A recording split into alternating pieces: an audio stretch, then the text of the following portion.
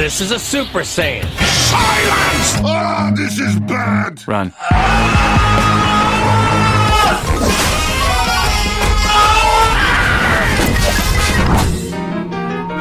Hello, this is Ryan the Comm, and before you see episode 8, let's take a deep dive into the Amazing Digital Circus's latest trailer and pin what we should all know about the circus going forward. Before this video ends, I hope to put you in the best frame of mind about the various characters of the circus, for better or worse. There are 45 scenes, more or less, depicted in the latest trailer to the Amazing Digital Circus, minus 2 if you take away the 30-second title card scene and the ending, which are both just text fillers. The real meat is in the 43 scenes between this trailer sandwich. The first thing we see in the trailer is the title card display, reminiscing that of the silent film era, where the first movies had to use similar intricately designed title cards to explain what was happening in these ancient films. There was no such thing as sound when these movies were made over 100 years ago, hence the term silent era. It's strange to me that director Gooseworks introduced the trailer with this reference in mind. It's like they're teasing that we'll know how the circus started from the beginning or something. The more important thing to latch onto are the words themselves. The lover without a heart. The lover always wanted friends, but he didn't know how to get anyone to love him back. The harder he tried to impress the people with his magic, the more he would drive them away. This is the story of a little AI who ruined everything. Just an aside, why does this writing remind me of Glitch's other show, Knights of Guinevere? Well, hello, little ones. I'm Princess Guinevere. What are your names? Perhaps it's that old-timey flair and style. Anyway, these sentences in the title cards are clearly about Caine, how he's a lover, probably of humans based on his interaction with Jax in episode 7. What's your takeaway from all this? Is it that I'm actually a cool guy with cool hobbies and not that much different from you beautiful humans? Sure. Wowee! Moving on, the title cards burn away and we see a hyper-gigantic Caine surprising Gangle, Pomni, and Ragatha. It's likely the other characters, Jax, Kinger, and Zooble, are with them too, but I don't really know that. The next cut in the trailer features the players, all of them, hanging out at the Digital Circus lobby. There's a glitching phenomenon that's happening, which is why we could clearly see Jax lounging separately on the couch through this glitching wall. It's obvious that the players are noticing this glitching occurring. You'll see more of this glitching in later scenes, which definitely relates to how Caine glitched out along with the digital lobby in episode 3 when he was talking to Zooble about why they aren't participating in his adventures. Caine, nobody likes your stupid adventures. Ha ha! Good one, Zooble. All I exist to do, all I'm good at. And, what you're saying could imply that I'm bad at the only thing I'm good at, and that... that'd be...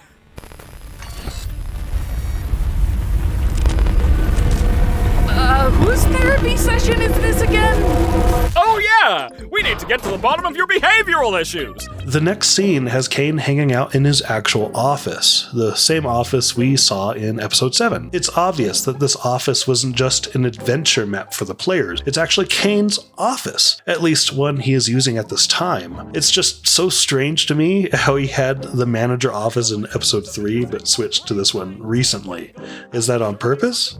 I mean, either way, Caine is using it with Bubble, so they must be talking about something. The next scene is a generic close-up of Pomni reacting to something in the lobby. It cuts to Caine talking and playing or analyzing a famous toy that you may have played with when you're visiting the doctor or dentist's office, the bead maze. But why?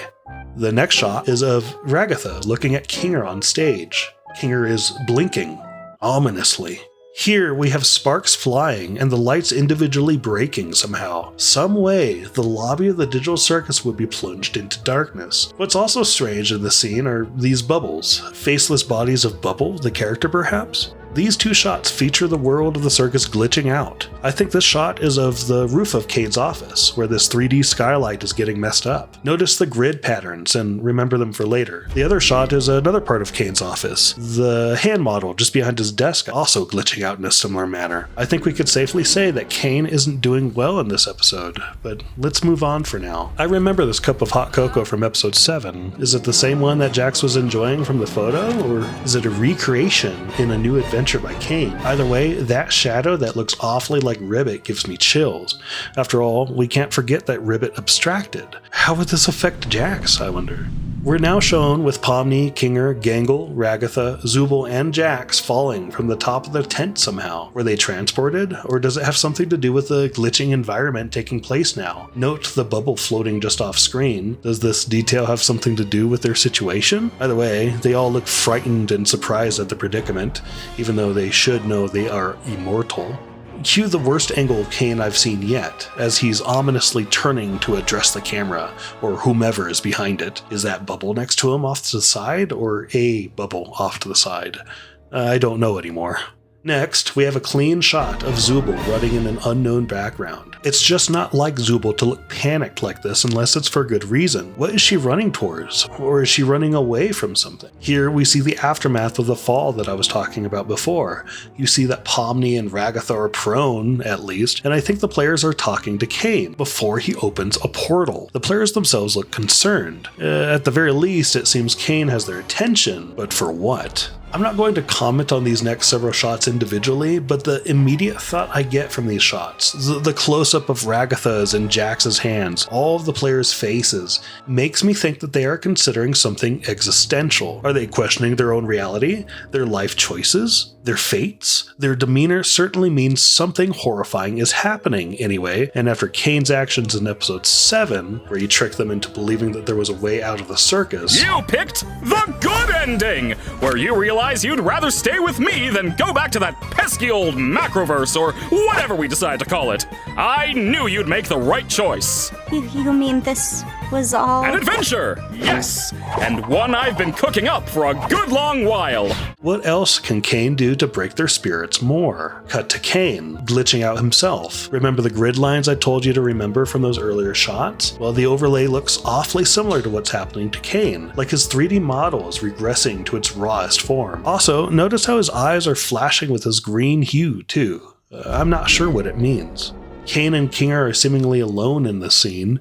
It's too far to see what Kinger's emotional state is like exactly, but he seems to be in his normal posture. Caine is talking to him about something. This next shot is of the players together, just like the first scene I was describing. I think it's just the same shot, but at a different camera angle and without the glitching occurring. The gang are all together, even Jax, despite him being separate from the rest. The players are all talking. I mean, I really hope so, after the events of episode 7, where Caine led them all into this false adventure with his NPC, Abel, who did such a great job of tricking the likes of Pomni and many of the other players. Great job playing your part, Abel! All in a good day's work. By the way, you think I could get a raise after that performance? Oh, you're getting too smart. Time to delete. None of that was true. The CNA stuff, the pods, the way A out. fabrication of my incredible world-building skills. My guess is that they're trying to figure out how to rein in Caine so he doesn't try to pull something like that again. Next, we have an angry Caine popping bubbles. Lots of bubbles. I mean, the character, not the thing. Bubbles. Somehow, many versions of him spawned in Caine's office, and he's trying to get rid of them all. Why? Usually when Caine pops bubble, it's because they're interrupting him or going crazy. Ow! You parasite! But if Caine and Bubble are alone in the office, is Bubble dispensing some truth that Caine doesn't want to hear? Just like my favorite chess grandmaster Ben Feingold likes to say, the truth hurts. The next scene is horrifying to me, especially if this is Kinger in the present. Queenie glides next to him, and she's not fully in frame, but we could clearly see that Kinger is kneeling in distress. So is Queenie suddenly back now? I mean, we literally have Kinger talking about Queenie's abstraction in prior episodes.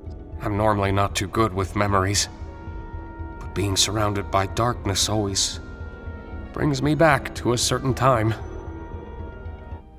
Right after my wife had abstracted. I don't recall the exact string of events, but we both ended up in the fort together. And it was dark. The darkness seemed to calm her down a bit. The harsh, jagged edges smoothed out, and she didn't seem aggravated anymore. She wasn't the same as before, but she was calm enough to touch one last time before she got sent to the cellar. I'm always taken back to that moment when engulfed in darkness. You had a wife? Like, here in the circus? Yeah. She was funny, creative, really into entomology.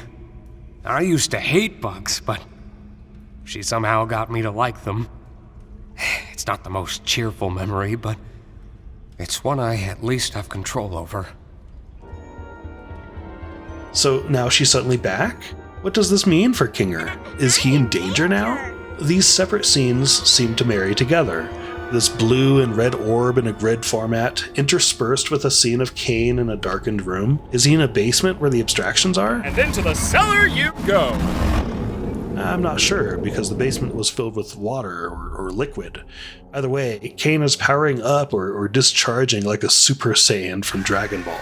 Here, Caine grabs a chair and popcorn as he's talking to the players by the curtains. Compared to the other scenes, this seems tame to me.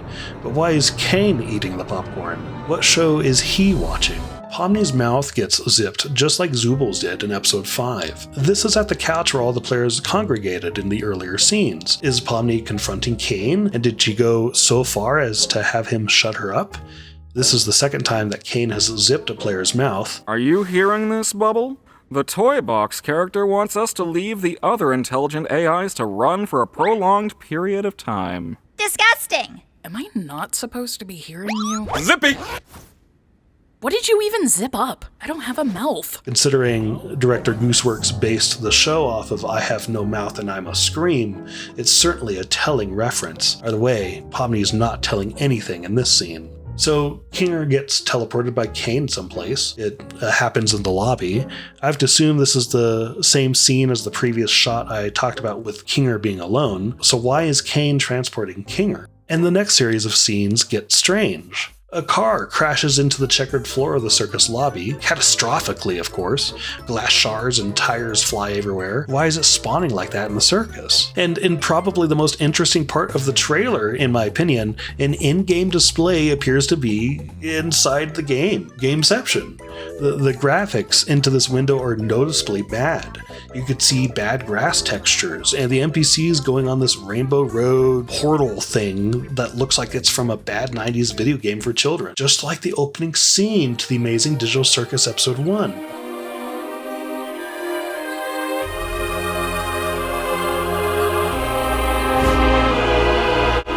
On top of that, what are these things? Some look like they're flying, but this looks like it could be a reference to games like Mario Kart or something, an amalgamation of it at least. And now there are new photos of the CNA office. Objects like ladders, water coolers, office equipment like computers are there. Artifacts like these white scratches prove to me that this is supposed to be a Polaroid type photo, not an actual scene. There are some suspicions that I have of these photos. For example, the extreme amount of coffee cups in one scene. It's not that unusual, but I have to ask if this is part of a scene that Caine made himself. Remember, Caine was seen constantly looking at Polaroid photos of this office and admitting to Jax that he is consumed by CNA. This Macroverse place really intrigues me, and these photos are all I have of the location. I'm obsessed with them. I just wish I had more info on the location so I could accurately recreate it. Too bad they cut me off, right? In this scene, a worried Caine in his office turns to face an ominous bubble. I think this is after the scene where he popped all the bubbles that appeared. Does this mean it's a confrontation on Bubbles' part? Cue another scene of Pomni. She looks surprised.